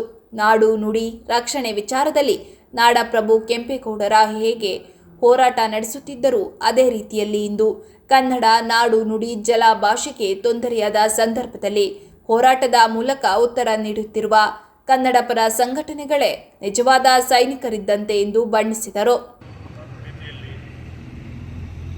ನಾಡು ನುಡಿಗೆ ಸೇವೆಯನ್ನು ಸಲ್ಲಿಸುತ್ತಾ ಈ ಭಾಷೆ, ಈ ಪ್ರದೇಶದ ಬೆಳವಣಿಗೆಗೆ ಸಹಕಾರ ಮಾಡಬೇಕಂತ ನಮಗೆ ತಾಯಿ ಭುವನೇಶ್ವರಿ ಶಕ್ತಿ ಕೊಡಿ ಅಂತ ಆ ದೇವಿಯಲ್ಲಿ ಕೇಳ್ಕೊತಾ ಇದ್ದೀನಿ.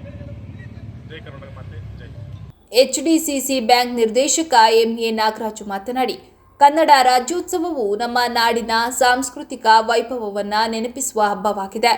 ಕನ್ನಡ ನಮ್ಮ ನಾಡಿನ ಆರ್ಥಿಕ, ಸಾಮಾಜಿಕ ಹಾಗೂ ಸಾಂಸ್ಕೃತಿಕ ಜೀವನದ ಹೃದಯವಾಗಿದ್ದು, ಅದನ್ನು ಕೇವಲ ಭಾಷೆಯಾಗಿ ಅಲ್ಲದೆ ಬದುಕಿನ ಶೈಲಿಯಾಗಿ ಅಳವಡಿಸಿಕೊಳ್ಳಬೇಕು ಎಂದರು.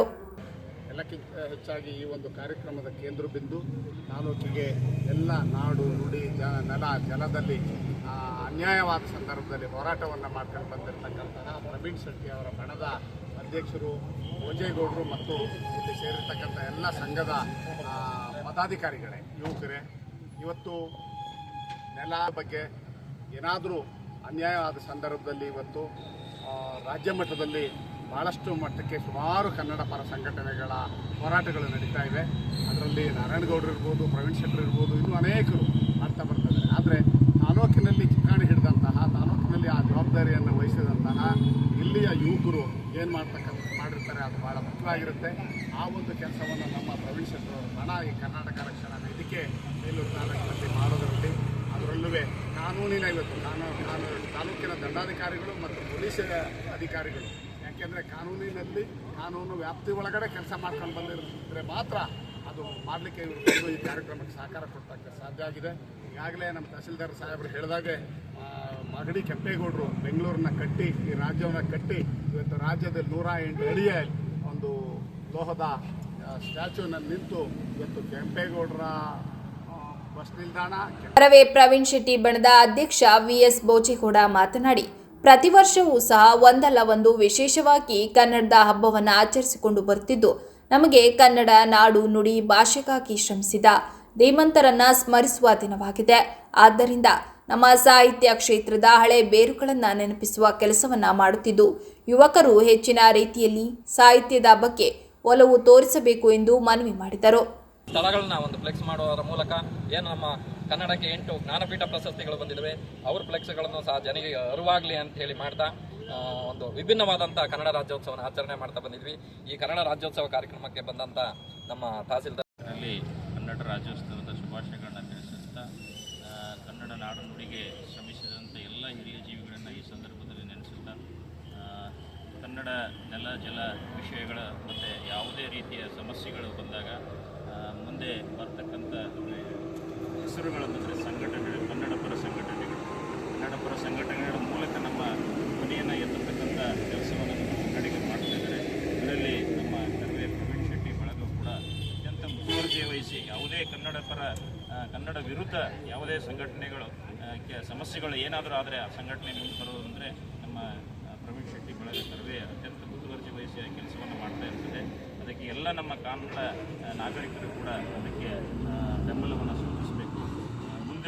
ಮುಂದೆ ಬರ್ತಕ್ಕಂಥ ಪೀಳಿಗೆಯಲ್ಲಿ ಕನ್ನಡ ಭಾಷೆಯ ಬಗ್ಗೆ, ಕನ್ನಡದ ನೆಲ ಜಲದ ಬಗ್ಗೆ ಅರಿವನ್ನು ಮೂಡಿಸ್ತಕ್ಕಂಥ ಕಾರ್ಯಕ್ರಮಗಳು ಅವರಿಂದ ಆಗಲಿ ಅಂತ ಹೇಳಿ ಈ ಸಂದರ್ಭದಲ್ಲಿ ಕೇಳ್ತಾ, ಮತ್ತೊಮ್ಮೆ ಎಲ್ಲರಿಗೂ ಕನ್ನಡ ರಾಜ್ಯೋತ್ಸವ ಶುಭಾಶಯಗಳನ್ನು ತಿಳಿಸುತ್ತಾ, ಇಲ್ಲಿ ಕಾರ್ಯಕ್ರಮದಲ್ಲಿ ಭಾಗವಹಿಸಲಿಕ್ಕೆ ಅವಕಾಶ ಮಾಡಿಕೊಟ್ಟಂಥ ನಮ್ಮ ಸಂಘಟನೆಯ ಪರವಾಗಿ ಸಂಘಟನೆಯೇ ನನ್ನ ತುಂಬ ಹೃದಯದ ಧನ್ಯವಾದಗಳು.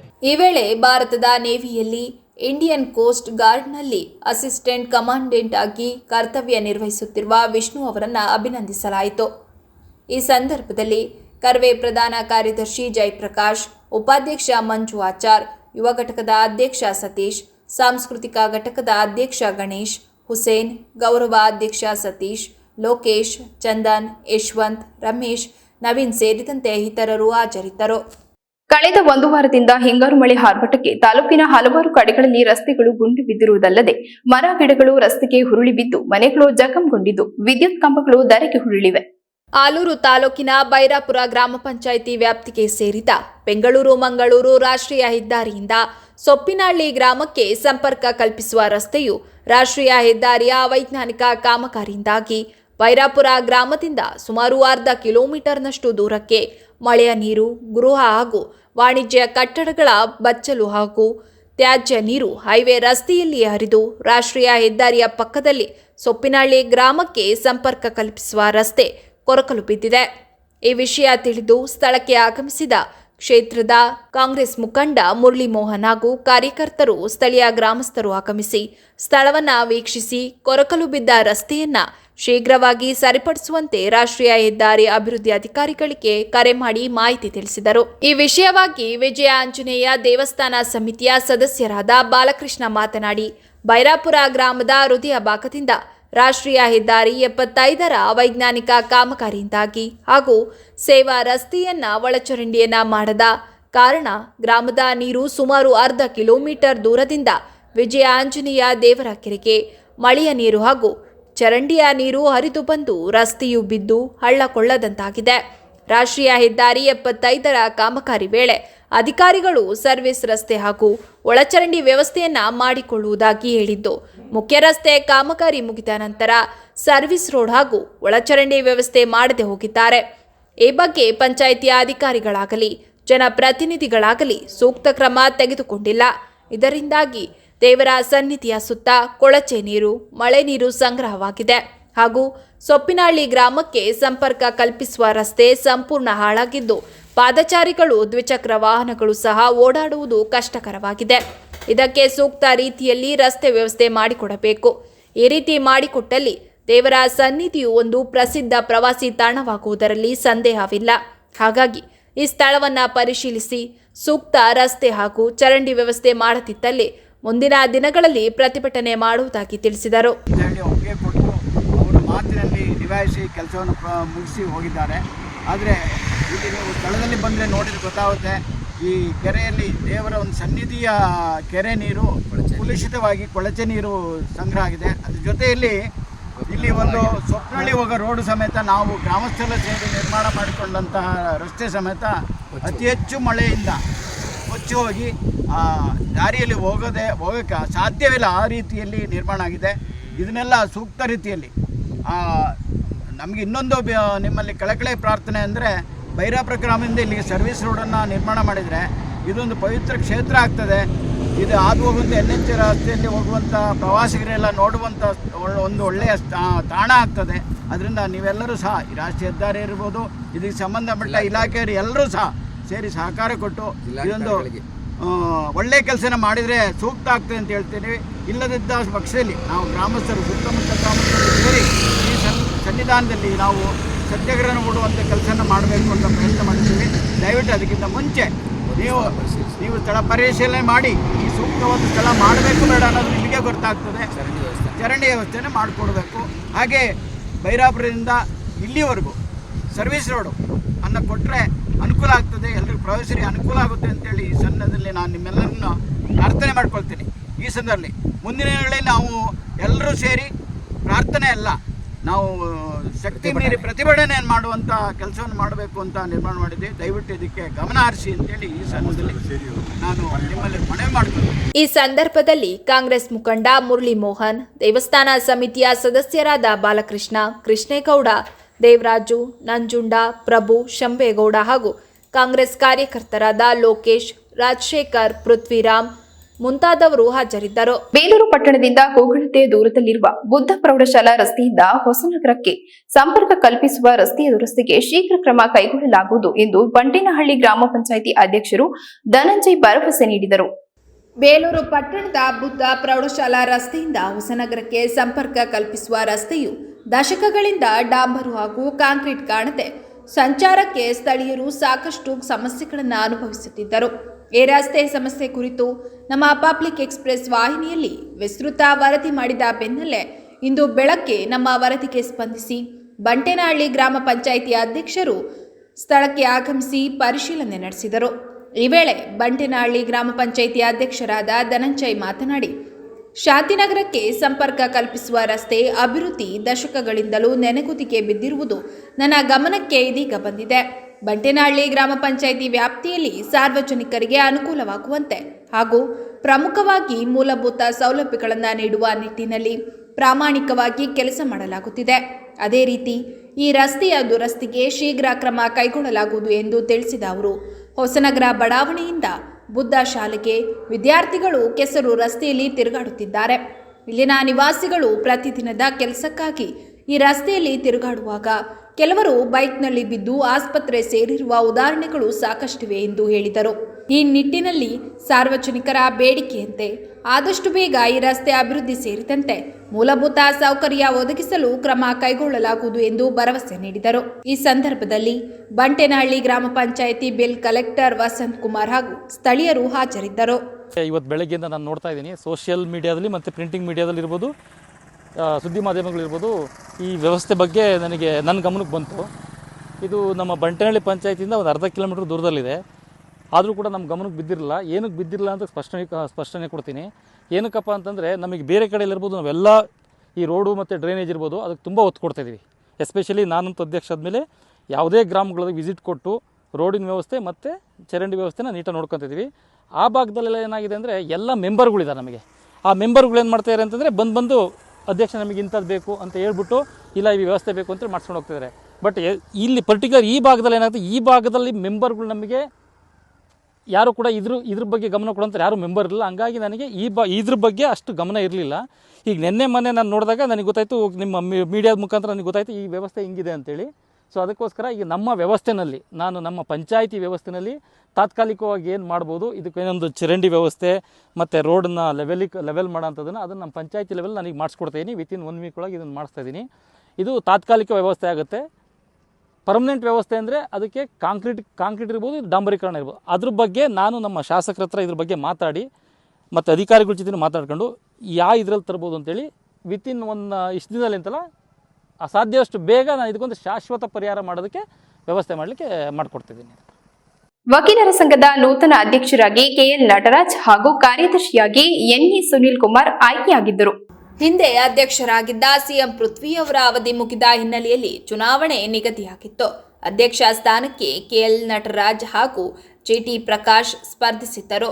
ಬಹುಮತಗಳ ಅಂತರದಿಂದ ಚುನಾಯಿತರಾದ ಕೆಎಲ್ ನಟರಾಜ್ ಅವರು ಅಧ್ಯಕ್ಷರಾಗಿ ಹಾಗೂ ಅವಿರೋಧವಾಗಿ ಆಯ್ಕೆಯಾದ ಪ್ರಧಾನ ಕಾರ್ಯದರ್ಶಿ ಎನ್ಎ ಸುನಿಲ್ ಕುಮಾರ್, ಉಪಾಧ್ಯಕ್ಷರಾಗಿ ಪಂಚಾಕ್ಷರಿ, ಖಜಾಂಚಿ ಕಿರಣ್ ಕುಮಾರ್ ಹಾಗೂ ಸಹ ಕಾರ್ಯದರ್ಶಿಯಾಗಿ ವನಮಾಲಿನಿ ಆಯ್ಕೆಯಾಗಿದ್ದಾರೆಂದು ಚುನಾವಣಾ ಅಧಿಕಾರಿಗಳಾದ ಕೆವಿ ರತೀಶ್ ಹಾಗೂ ಮಂಜುನಾಥ್ ಘೋಷಣೆ ಮಾಡಿದರು. ಈ ಸಂದರ್ಭದಲ್ಲಿ ಮಾತನಾಡಿದ ನೂತನ ಅಧ್ಯಕ್ಷ ಕೆಎಲ್ ನಟರಾಜ್, ನನ್ನ ಮೇಲೆ ಅಭಿಮಾನವಿಟ್ಟು ನನಗೆ ಈ ಚುನಾವಣೆಯಲ್ಲಿ ಅಭೂತಪೂರ್ವದ ಗೆಲುವನ್ನು ತಂದುಕೊಟ್ಟು ವಕೀಲರ ಸಂಘದ ಕೆಲಸವನ್ನ ಮಾಡಲು ನನಗೆ ಅವಕಾಶ ಮಾಡಿಕೊಟ್ಟ ಹಿರಿಯ ಹಾಗೂ ಕಿರಿಯ ವಕೀಲರಿಗೆ ಅಭಿನಂದನೆ ಸಲ್ಲಿಸುತ್ತೇನೆ. ಮಾಜಿ ಅಧ್ಯಕ್ಷರುಗಳ ಹಾಗೂ ಹಿರಿಯ ಸಹಕಾರ ಪಡೆದು ನಮಗೆ ಮೀಸಲಿಟ್ಟಿರುವ ನ್ಯಾಯಾಲಯದ ನಿವೇಶನದಲ್ಲಿ ನೂತನ ಕಟ್ಟಡ ನಿರ್ಮಾಣಕ್ಕೆ ಪ್ರಯತ್ನಿಸುವುದಾಗಿ ತಿಳಿಸಿದ್ದಲ್ಲದೆ ರಾಜ್ಯ ಹಾಗೂ ಜಿಲ್ಲಾ ವಕೀಲರ ಸಹಕಾರ ಪಡೆದು ಸಂಘದ ಅಭಿವೃದ್ಧಿಗೆ ಶ್ರಮಿಸುವುದಾಗಿ ತಿಳಿಸಿದರು. ಈ ಸಂದರ್ಭದಲ್ಲಿ ಹಿರಿಯ ವಕೀಲರಾದ ಚಂದ್ರೇಗೌಡ, ದೇವರಾಜು, ಮಂಜೇಗೌಡ, ಮಹೇಶ್, ಲಿಂಗೇಶ್, ಚಂದ್ರು, ಗಂಗಾಧರ ಸ್ವಾಮಿ, ದಿಲೀಪ್, ಪ್ರದೀಪ್, ಪೃಥ್ವಿ, ಗಿರೀಶ್, ಶ್ರೀನಿಧಿ ಇತರರು ಹಾಜರಿದ್ದರು.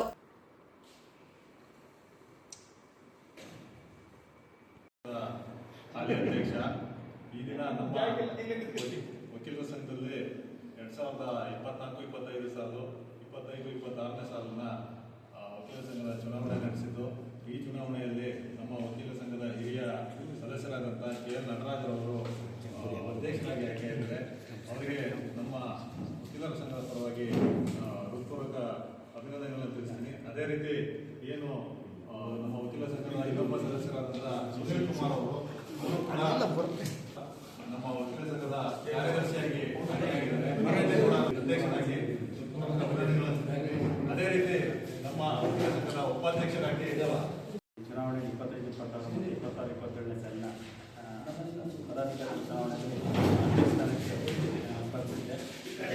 ಎಲ್ಲ ವಕೀಲರು ಸಹಕಾರ ಮಾಡಿ ನನ್ನನ್ನು ನಮ್ಮ ಸಂಘದಲ್ಲಿ ಉತ್ತಮ ಕೆಲಸ ನಿರ್ಮಾಣಕ್ಕೆ ನಾನು ಅವರ ಸಹಕಾರ ಆಗಿದ್ದೇನೆ. ಮತ್ತು ಅವರಿಗೆಲ್ಲ ನಾನು ಆಭಾರಿ.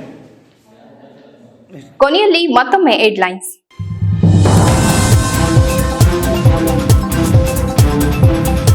ಇಂದು ಕನ್ನಡಿಗರೆಲ್ಲ ಒಟ್ಟಾಗಿದ್ದು ಸಡಗರ ಸಂಭ್ರಮದಿಂದ ಕನ್ನಡ ರಾಜ್ಯೋತ್ಸವ ಆಚರಿಸುತ್ತಿದ್ದೇವೆ. ಕನ್ನಡದ ಜಾಗೃತಿ ಒಂದು ದಿನಕ್ಕೆ ಸೀಮಿತವಾಗಬಾರದು. ಪ್ರತಿದಿನ ಕನ್ನಡದ ಕೆಲಸ, ಕನ್ನಡದ ಹಬ್ಬವಾಗಬೇಕು. ಕನ್ನಡ ರಾಜ್ಯೋತ್ಸವ ನಿತ್ಯೋತ್ಸವವಾಗಲಿ. ಸಚಿವ ಕೃಷ್ಣ ಬೈರೇಗೌಡ ಹೇಳಿಕೆ.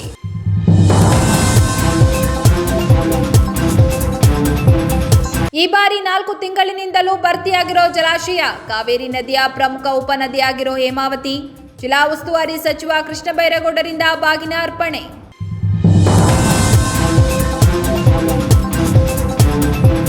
ಪ್ರತಿ 6 ತಿಂಗಳಿಗೊಮ್ಮೆ ಪ್ರತಿಯೊಬ್ಬ ವ್ಯಕ್ತಿ ಕಣ್ಣಿನ ಪರೀಕ್ಷೆ ಮಾಡಿಸಬೇಕು. 40 ವರ್ಷದ ನಂತರ ವಯಸ್ಕರಿಗೆ ಕಣ್ಣಿನ ತೊಂದರೆ ಬರುವುದು ಸರ್ವೇ ಸಾಮಾನ್ಯ. ವಾಸನ್ ಐ ಕೇರ್ನ ವೈದ್ಯರಾದ ಪ್ರಿಯಾ ಸಿಂಹಾಸನ್ ಹೇಳಿಕೆ.